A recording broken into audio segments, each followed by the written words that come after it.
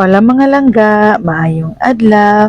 Karong adlaw kay naami dire sa may Pasta Sorpresa, Damosa, Davao City. Kay Sunday man karon, family day and family bonding. Sa SM gyud unta mi mag-dinner mga langga. Unya nalabyan man namo ning Pasta Sorpresa diri sa may Damosa. Unya nakita pud nako ang mga vlogger na naga-vlog ani. Barato lang daw nya, lami pa gyud mo nang i-try na to mga langga. Nag-order day ko aning fresh lumpia.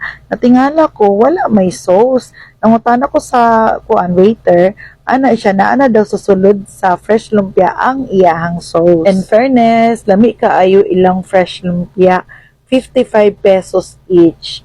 Mura lang gihapon siya mga langga og affordable. Habang naga-wait mi sa among mga gipang order, kay gikaon na namo ang lumpia, kay gutom naman. Unya mga langga, pag abot namo daghan biya tao, nawala og kalit, kami na lang ang nabili niya, nang kalit na pud og kadaghan ang mga tao mga langga. Nawa ang among mga gipang order, kani siya 100 something lang ni mga langga.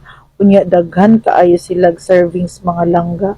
In fairness no, mabusog gyud ka. Combo na pasta, na ana siya pasta chicken, na ana siya cookies. Barato lang siya mga langga, unya dako kaayo iyang servings. Kani ako nga anak lalaki, kusog yun ni siya mukha. Wala siya nakasagang sa iyahang pork chop na tulo ka buok mga langga tanawa. Naalang ni siya sa mga 250. Uban na mga resto mga langga, naana ni siya sa mga 200 plus or 300 plus. Naghan kay siya servings mga langga tanawa, wala na hurot ni sa akong anak ug ka. Mao ni among mga gipang order, baby back ribs og kani siya kanang bangus na sizzling. With rice na dahil ang among mga gipang order mga langga. Nya kung gusto mo try dire, ang akong maingon lami gyud siya. Nya bisitahan na ninyo mga langga kay daghan silag servings diri sa Pasta Sorpresa. Thank you for watching.